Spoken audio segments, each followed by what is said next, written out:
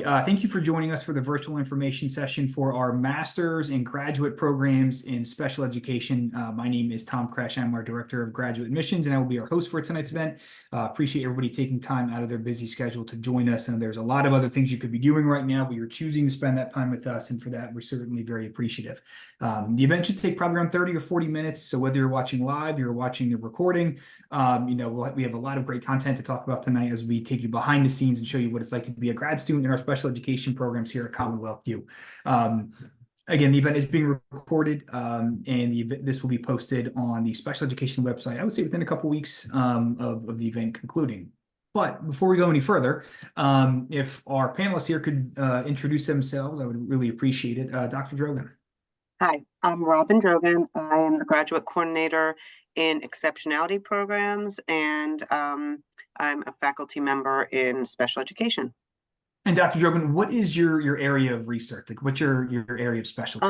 My area of research is working with students who have challenging behavior and effective interventions for students who have challenging behavior, and also students who have more complex instructional needs or moderate and severe disabilities. Those are two areas I primarily work in. We also do a lot of research here on teacher preparation and trying to improve our own practice in education and special education specifically. And are you a former, you were a former teacher, right? Special education? I taught for 15 years, some of that time in Maryland and some of that time in Pennsylvania.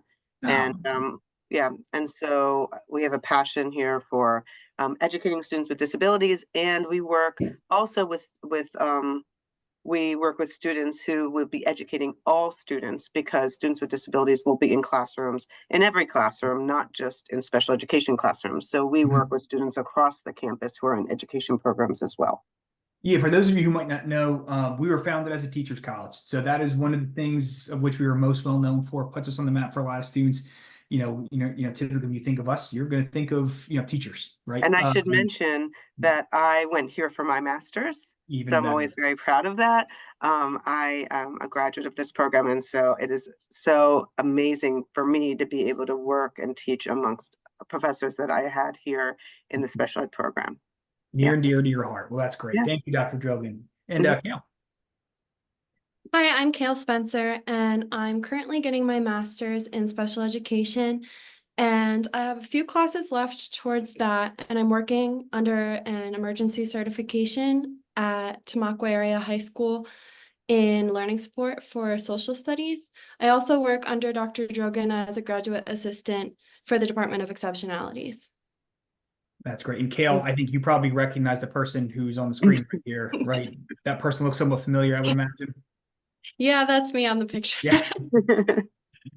Yes. We're so lucky to have Kale in our program. She's amazing. And we do have an amazing group of graduates that join us in our programs. So we hope to highlight them later in the future, do some alumni events.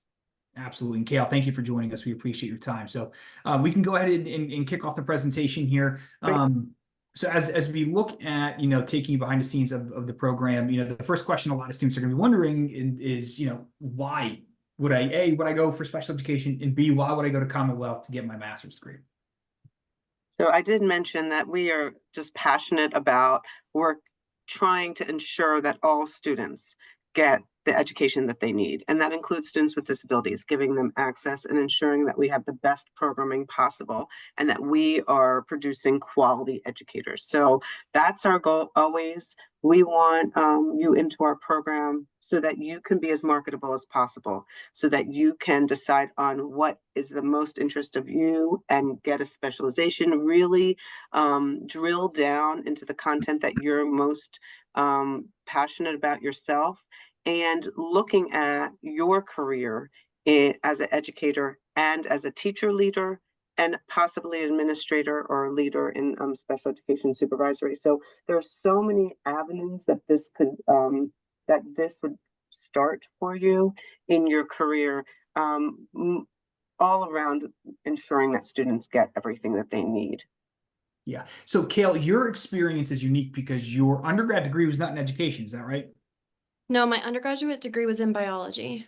So what was your decision, like what went into the calculus for you saying, you know what, actually, I think I want to consider, I'm assuming you were not thinking of being a special education teacher as a biology major, as an undergrad, what went into the decision process for you to say, you know what, I think I want to make a switch. I'm going to go for special ed and I'm going to go to Commonwealth U for grad school? So when I was in undergrad, I worked with the King's College Special Olympics team, and I always loved working with them. And that's actually what made my decision to go back to be a special education teacher. Um, I wanted to go to Bloomsburg University because of their reputation and because of the program that they have allowed me to work during the day and go to school at night. So it worked perfectly with my lifestyle. Yeah. I've had so many opportunities through Bloomsburg that really were just icing on the cake. When I started off in 2021, I was I was not an educator at all. I just started full-time in the program. And then about a year into it, I got an emergency certification. And now I'm a full-time teacher during the day. And I take my courses at night for my certification. Yeah, that's great. So it sounds like it was the flexibility was part of it. Mhm. And you're also a grad assistant too. So yeah, I would think you're probably pretty busy. Yeah, I'm a little busy. My graduate assistantship, though, has taught me so much. I feel like it really prepared me. I just did one of my student teachings this summer, and through the work that I've done on behavior-specific praise and the coding of opportunities to respond, I learned so much that helped me in the field that I would not have learned otherwise.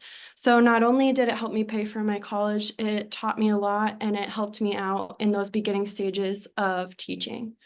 And Yeah. Tom, let me explain. One of the things that we're really passionate about here is classroom management and working with students who might have higher needs in the area of behavior. We're lucky enough to have the McDowell Institute, and we'll talk about that later a bit. But, we have a lot of resources and support through the McDowell Institute to help students to learn more about having effective classroom management. And also, Kale's been a part of a project that's also a part of an IES grant that is a collaboration across universities in order to help to support special ed teachers to to have improved classroom management and to really decrease that challenging behavior that we've been seeing more and more in the classroom. When we prepare people, there's less fear. And so we want people to be as prepared as possible. And Kale's taken on so many great opportunities here. Commonwealth, because of the way that Commonwealth is situated now, we are trying really hard. And we'll talk a little also about some of these benefits of being able to offer classes in different ways and to make them as accessible as possible for the students. Yeah, no, that's a great point, Dr. Drogan. Thank you.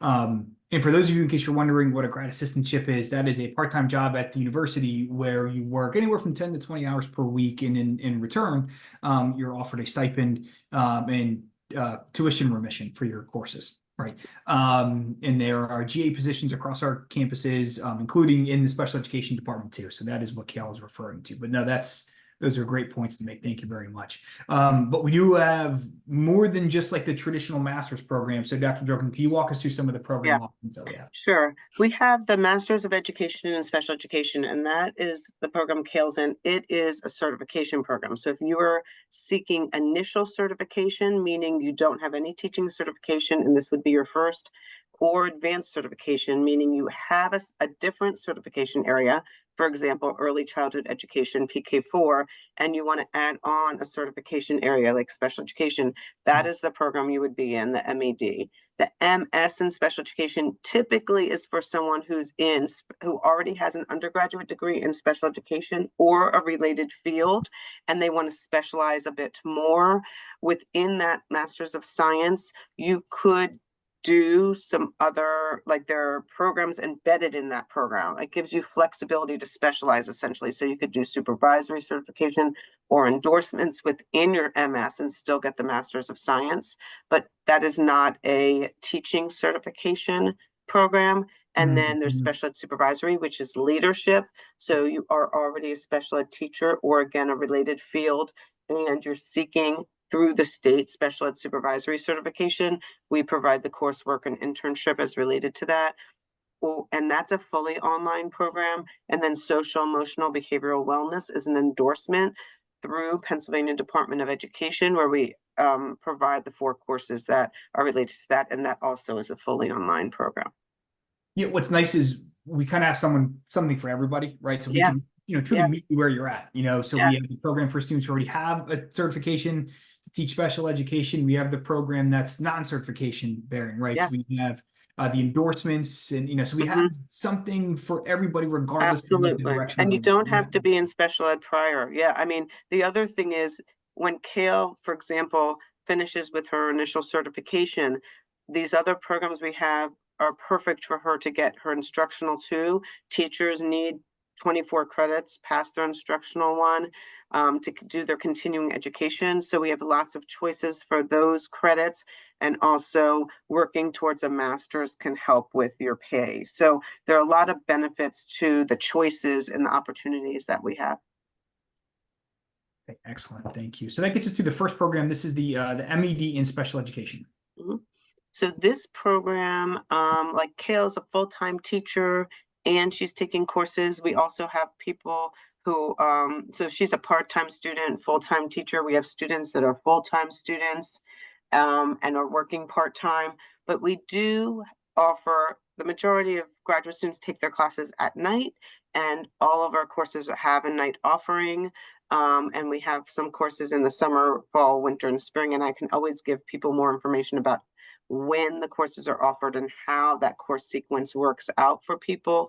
We do have an increased number of online offerings now, and a lot of our methods courses have field-based experiences. So someone like Kale who's working in a district, we will have an agreement with that district for her to do field placements there. And so some of them might be with her students in her classroom, or she might go into someone else's classroom in her district. But if someone's not affiliated with the district, then we'll find placements for them to do some of those experiences. We want people to get out with students as much as possible because we know there's such a high need, and there's a good chance in grad school now that the districts are going to be reaching out for you really early on. So you're going to be in the field quite early, and we want to get you everything you need as quickly as possible. All the certifications we have and endorsements are aligned with the Pennsylvania Department of Education and are approved. Now, does that happen often where you have school districts reaching out to you early in the process saying, hey, look, when's the next graduating class? Do you have anyone who might be available? Yeah, all the time. We have really strong collaborations and agreements with many of districts locally and beyond. We do field placements within our courses, course embedded, and then we also do practicum and student teaching and internships. So those collaborations, they're always reaching out to us. Like yesterday, I got all the time I'm getting emails at saying, here are positions we have. Can you post this? We do post on LinkedIn and other social media places so people know what is out there, but also, we're looking amongst our students to say, oh, who does that match well with, and how can we connect people to the districts? Again, our goal is ultimately to help service the districts to get them what they need so that they could service the PK-12 students out there. Yeah, that's a great point. Excellent, thank you. The supervisory, I guess this would be the Masters of Science. So this is Masters of Science, right? So the Masters of Science, like I said, is very flexible. There's a master's core with just a few classes, 4 classes in the master's core, 12 credits, and then everything else in that program, the remaining courses are flexible. So it means that someone could do their special ed supervisory certification right in the Masters of Science. So you don't have to add on, or the endorsements. We have the social emotional behavioral wellness endorsement, and we're working towards an autism endorsement. So we are really trying to have as many opportunities as possible for people to specialize and add on. You could also look at ESL and also do other courses as well. We really want it to be as flexible as possible for people so they could specialize at that point, because they typically will have a background in special education or a related field. So it's like adding on to that content knowledge. This is the program I got here. I was a student in the Masters of Science program here. and did some advanced work with Dr. Noster with students with challenging behavior. And so, you know, we really want that research to practice, getting people more involved in what is really good practice and how do you do that and implement that in the field. Yeah, I'm always impressed with the ecosystem of our special ed program, you know, whether it's you have the MED, you have the MS, you have all the endorsements, you have the certifications. Like it seems like every year you guys are adding something else to, you know, to meet a need. Yeah, and we're trying to make this as feasible as possible for students. So we actually just recently reduced the credits here. This is a 30 credit master's program, which is great. And again, we really want to work with students to help them to meet their own, what they are seeing as their areas that they want to focus on or expand upon. No, that's great. Thank you. Then the master's degree courses. So these are the Yeah, core and so I courses that you would said, take yeah, these are the regardless core of. Okay. courses all graduate students in special ed take, and they really are delving into like a deeper look into special ed. So like, for example, right now, this summer, I co-teach with a executive director of an intermediate unit, the special ed law class. It's running right now, and it's really delving deep. We just had a panel with the Bureau of Special Education director who came to our class, as well as IU and district representatives, to talk about the laws and what's happening like currently right now in the field with special ed law. So these courses are taught, you know, by people who are knowledgeable about the current places that we are in special ed, and they're constantly changing to make sure that we're addressing the needs that are really happening right now.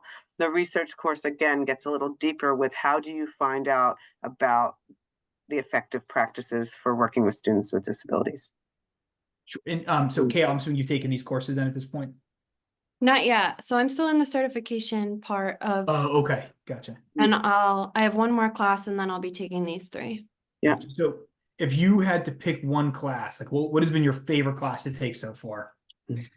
Dr. Drogan's moderate severe class was one of my favorites. It's instruction for moderate to severe disabilities. Okay. Right now I'm studying for my PECT exam, Okay. and a lot of my special education classes are helping me with that as well, with instruction. I would say yeah. my assessment class I use daily in my job. They teach you about KTAA testing, all the different types of assessments. Everything that I learned at Bloomsburg is very applicable to my job, and I use it every day.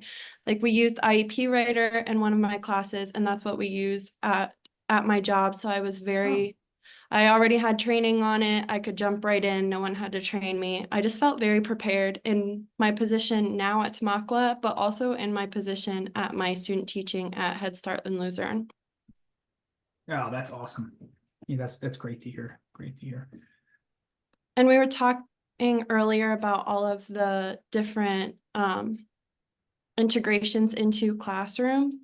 And at Bloomsburg, I've had so many integrations into different classrooms, and I always thought that I wanted to be a high school special education teacher. Mm-hmm. And now that I've had the opportunity to I was in a first grade classroom for a little bit, I was in a pre-K classroom. I got to see so many different things and experience so many different classes that my path is kind of changing.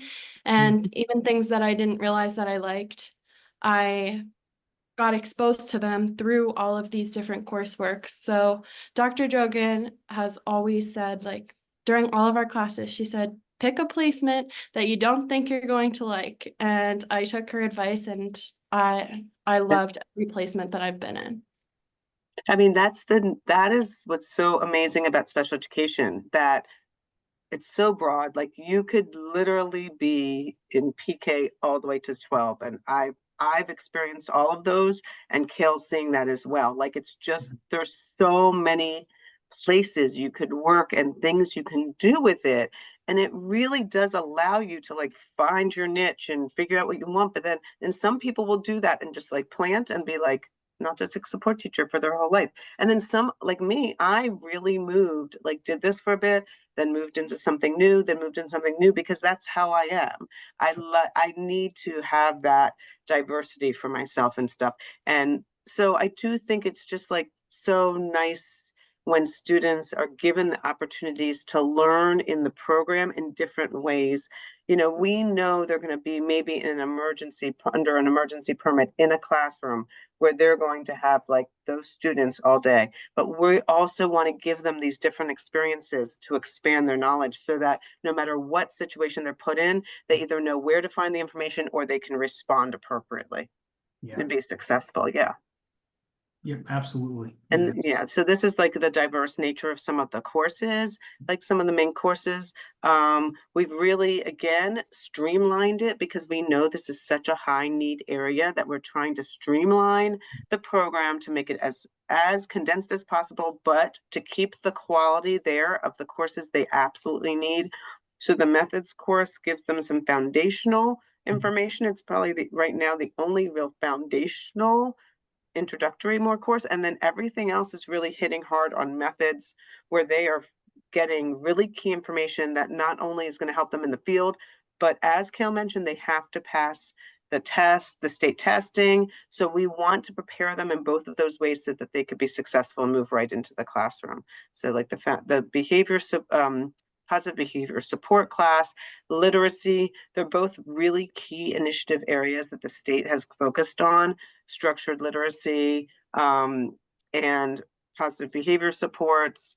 Tech is assistive technology where when you're working with students with disabilities who might need accommodations or assistance. And then the field-based experiences, student teaching, seminars, practicum are all us helping either to support a placement that exists and make sure we have agreements and that's all set up, or to find placements that will meet students' needs. So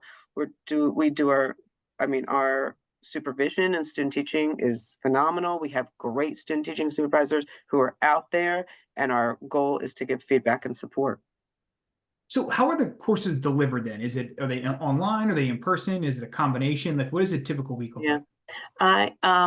Our certification courses for the Masters of Education are a bit mixed. We have about half of those courses that are offered online regularly. So like, for example, the behavior course, the positive behavior support course, that course is offered online regularly, but our classes that are online are typically synchronous. So that means you're online together, you're getting feedback from the instructor, and you're with them together online. And some of the courses are offered more in person. So I'd say we're about half and half right now, but I always say, you know, like if someone's has a little distance between the campus and themselves, the courses are offered once a week at night for 3 hours. So sometimes if it's a little distance, but not too bad, people will come for that night in person, or we will see if we can accommodate them in a section that's online in another semester. It really depends, but we do have more offerings online now than we ever have before. We're trying to ensure this balance between making it feasible. We want everyone to be able to participate and make it feasible for them, especially when they're working, and also with ensuring that they're getting quality instruction for working with like PK-12 students in person. Yeah, I live about an hour and 10 minutes from campus, and I feel like I've been very supported through this whole process. I work for the GA position, and I've always had my advisors have worked with me with scheduling through everything. Like I've had multiple jobs throughout this, and I've always found a way to make it work, whether it was in person or online. Even with the distance, it was never an issue. So Kale, so you're teaching right now. Mhm. You're a grad assistant and you live an hour and 10 minutes away. And what has it been like? Again, what does a normal week look like for you? Like how many hours do you spend, in class versus doing work outside of class? What has the difference been between your undergraduate courses and your graduate courses? Can you talk a little more about your personal experience? Yeah, so it's always been doable. My professors have been very upfront with me when I was scheduling. Like I've always worked with Dr. Gardner and Dr. Drogan, and they've always been like, let's see what we could put on your plate without it being too overwhelming. So I work at Tamaqua, right well, right now we're in the summer, but when I'm working at Tamaqua under the emergency certification, I'll work during the day and then I'll typically take 1 or 2 night courses. And then I work as a GA, which we do most of our work online. We'll have online meetings. Occasionally we'll come in, but very rarely. So my class time with working, I've usually kept it to 1 to 2 classes. So it's about 6 hours a week. And then I do my work for my class on the weekends typically. So I'll put in the extra work for like writing papers and doing the online forums and things like that on the weekends.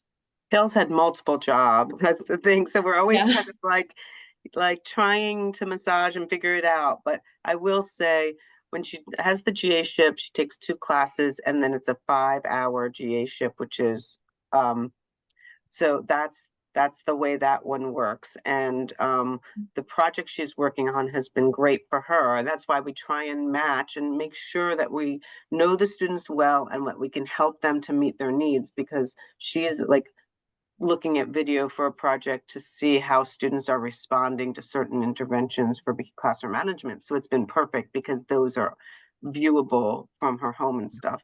When she was here more in person, more than we gave her tasks that are more related to being here that we needed her here for. So there's a variety of projects. I mean, the professors here are involved in all different types of projects that are great to get involved in. We have a professor that works in early intervention. So she's working with projects with young children. We have someone who's working with literacy. So there are some research projects that's related to reading and reading intervention. Some of our professors have worked with students who have special like projects they want to themselves do. We have helped support some people with thesis research projects. So there's a lot of really robust stuff going on here. You know, there's a lot of projects that people are working on that we need support with, and that's how the grad assistantships help.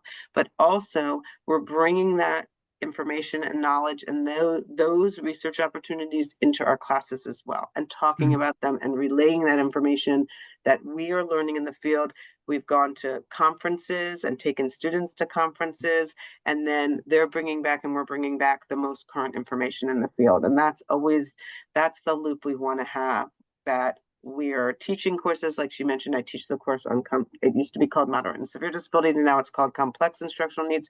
And we're also going to conferences and learning the latest and most important information on that, and working with teachers in the field to do research to support our practice and ensure that we're kind of passing that on to our students and keeping that involvement high.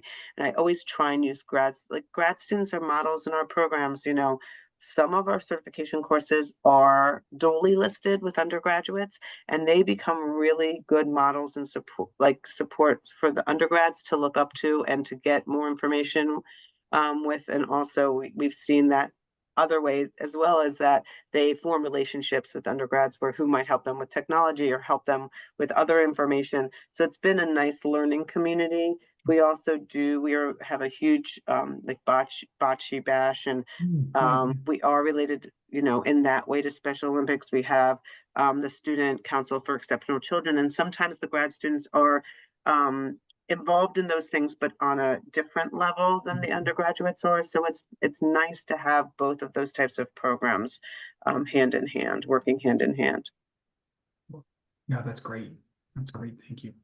That gets us to the coursework for the master's in the Master of Science. And we talked about this a little. This is that okay. flexible program, right? So we talked about this already. I won't really go into this much more, but this is that flexible program where if someone's interested in autism, they're going to take some autism classes. If someone's interested in getting more information, if someone comes in here and they already have their certification, but they want to take some extra classes and working with students who are in secondary, or they want more field experience, that's the program that they're going to hit on.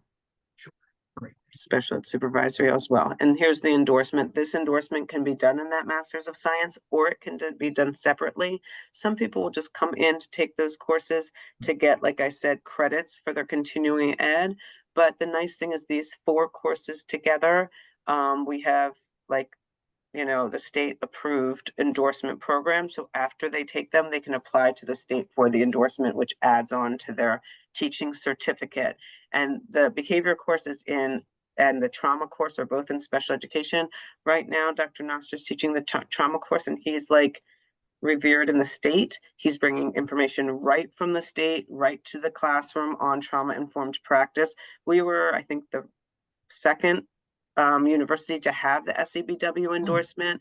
And the human development classes, what I like about this also is it's transdisciplinary. So the human development classes in counseling, actually, the course that they take. So it's nice because they get, the students in this program will get to work with professors outside of our immediate discipline, but looking at the whole child. And so that's really important in that human development class. And then the internship is typically for graduate students where they're working, or we can find a placement if they need the placement, and they are putting into practice these effective trauma-informed practices that they're learning about in the class.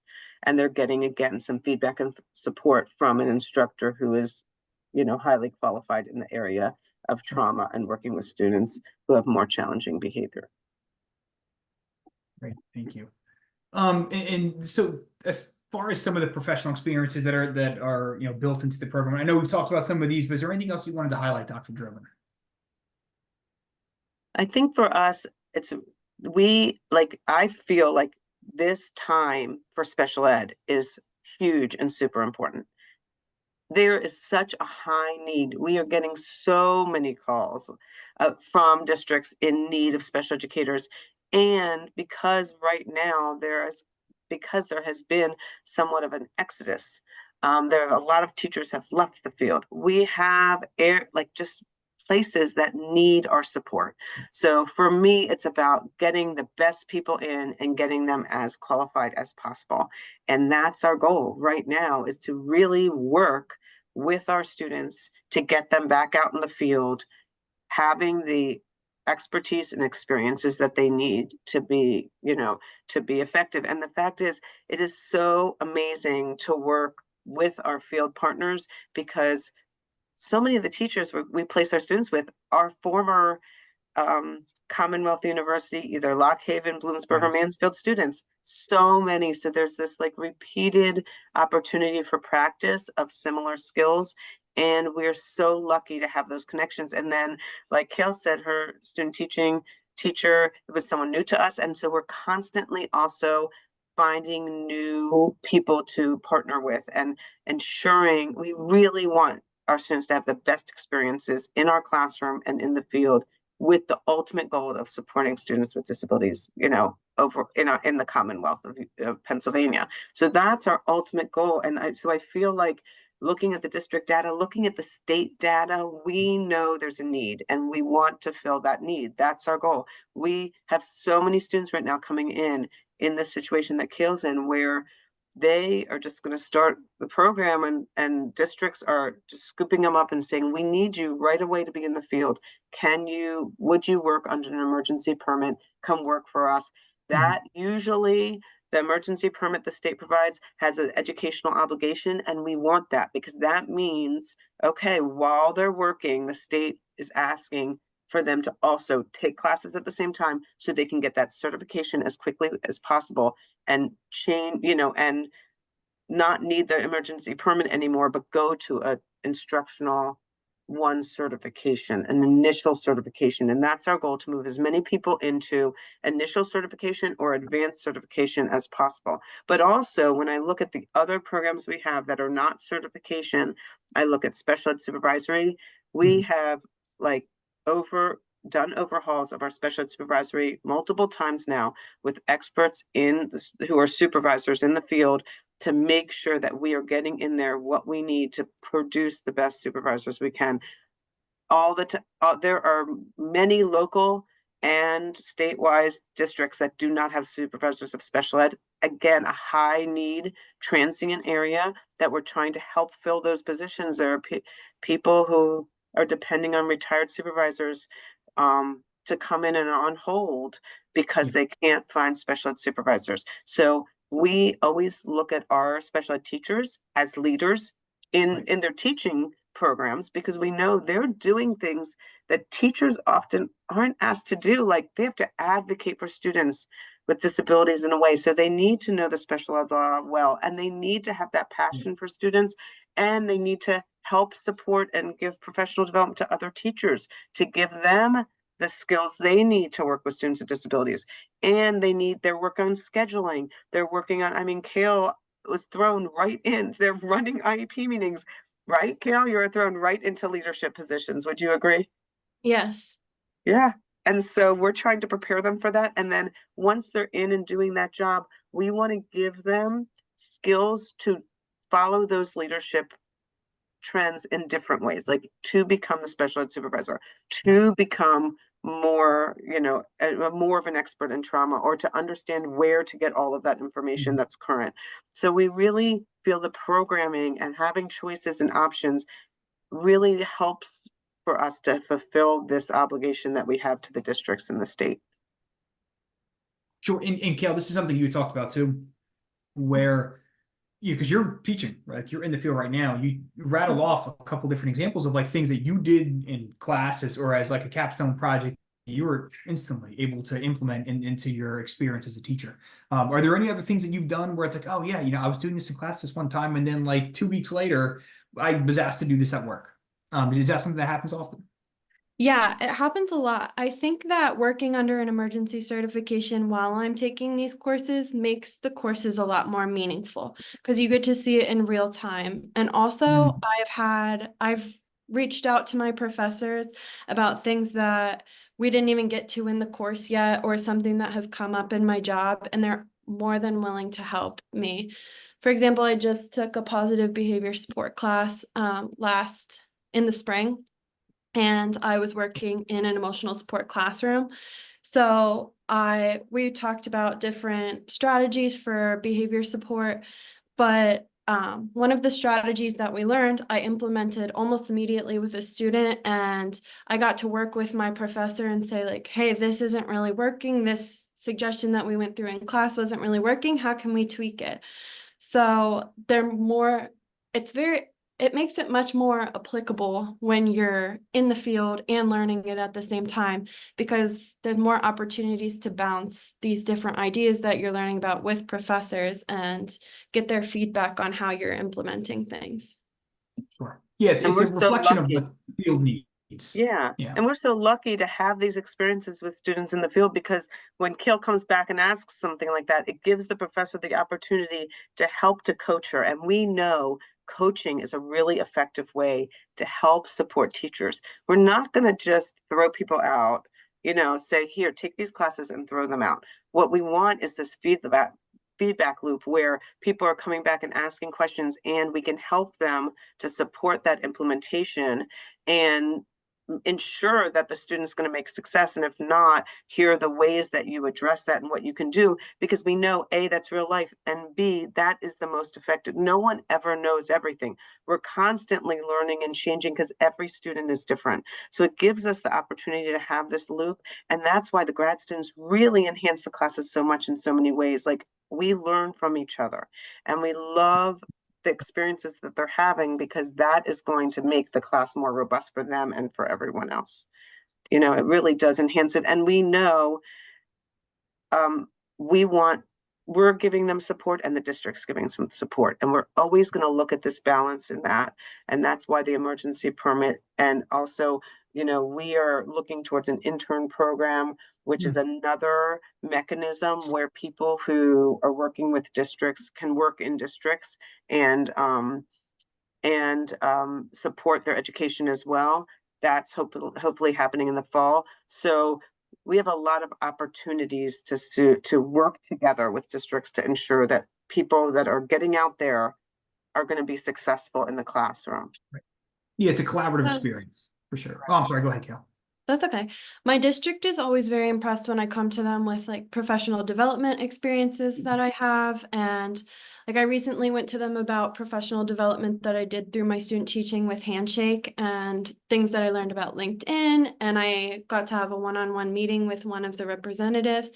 And my district always is asking me questions like, oh, do you have any like suggestions on this, or things about different jobs that I learned through Handshake or through the professional development on resume building, things like that. So Yeah. they're learning from what I'm learning at Bloomsburg, and they're taking that as well.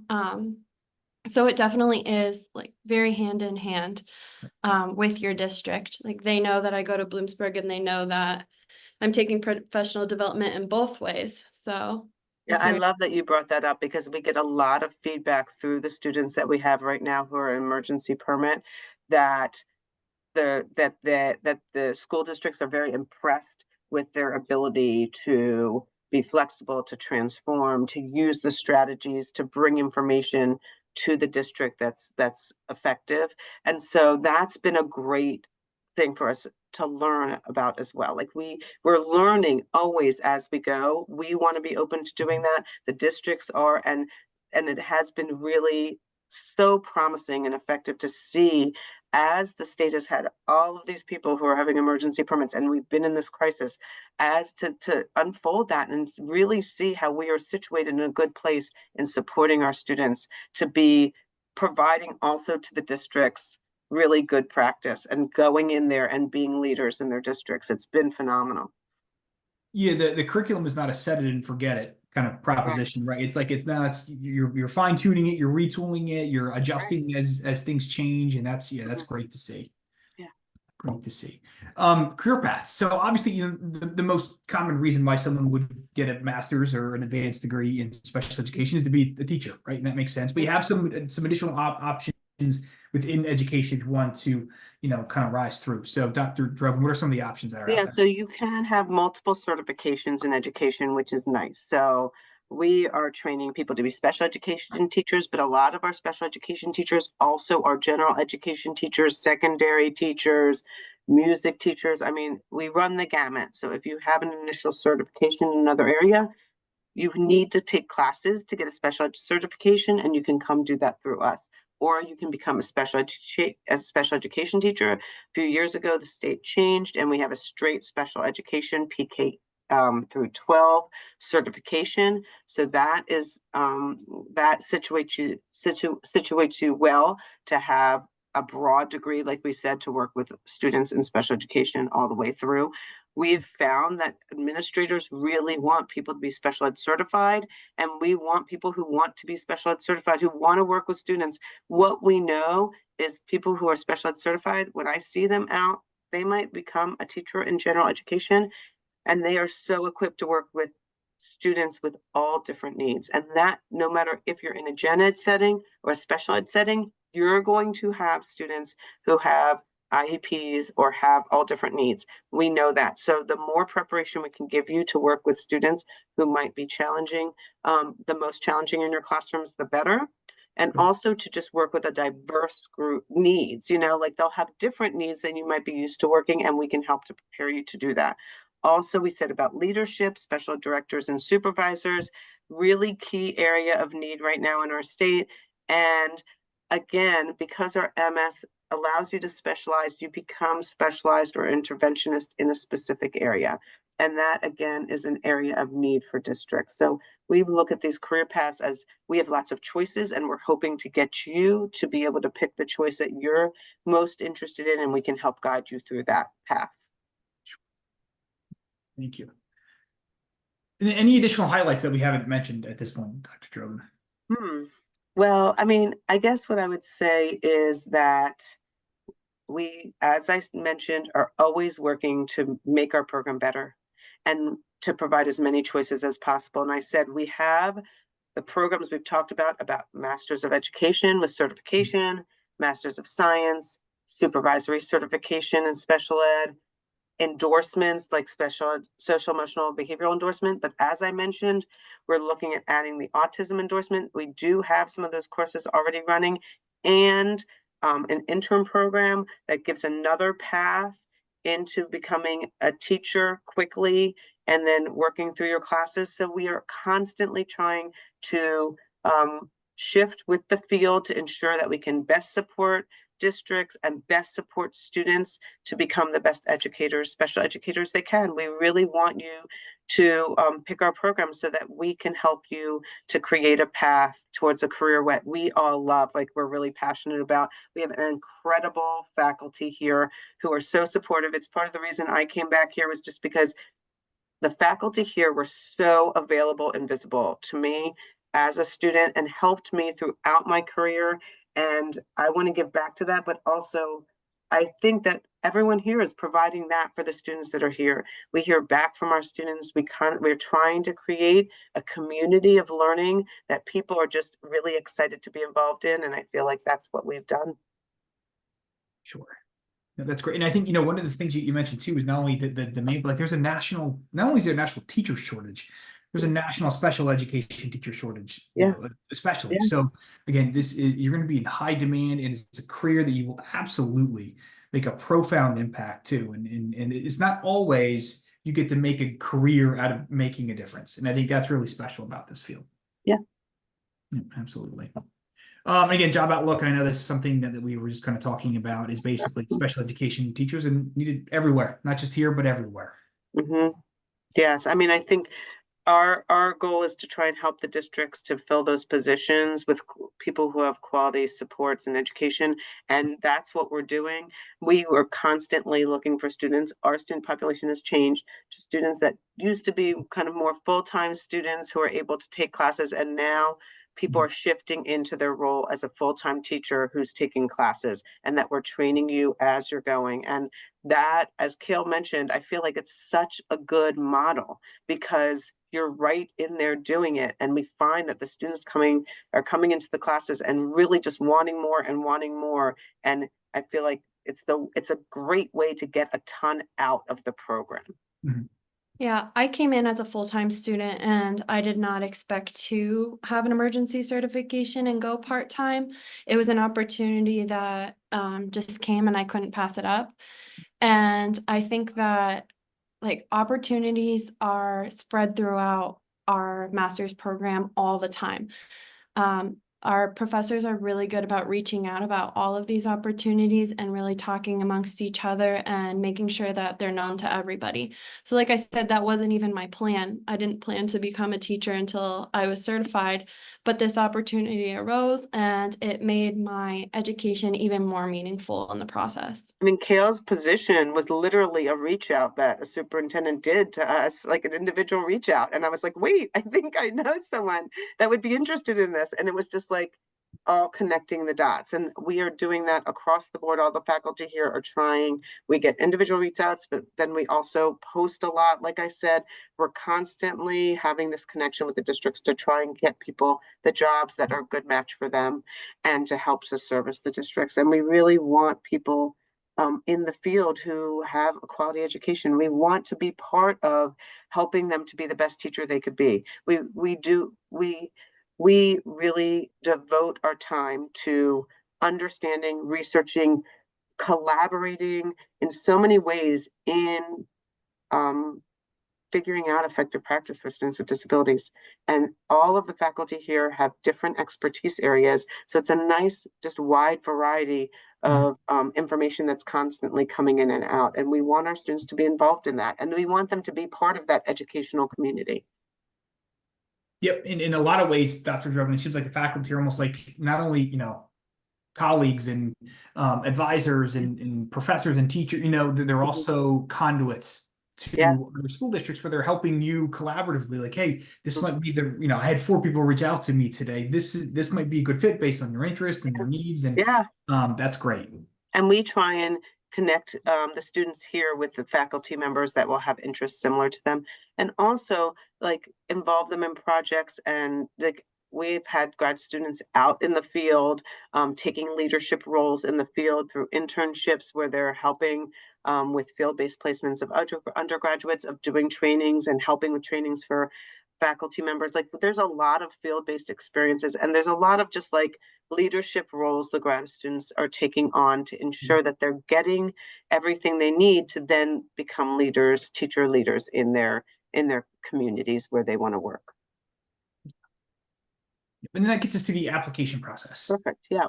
So the application process, I mean, the easiest way to get the application process is Commonwealth U. Just go in the maroon bar at the top. It says academics, hover, go to graduate studies, and then when you go to graduate studies, you're going to press apply now, and then you're going to come to the application page. And number 2 is your big apply now button. When you hit that button, you're creating an application portal, you know, like a little folder of all of your stuff. You put the application in. And then after your application goes in, you're filling the boxes. You're putting the transcript in, the resume in, and those things. It's very easy. I can help you through that whole process.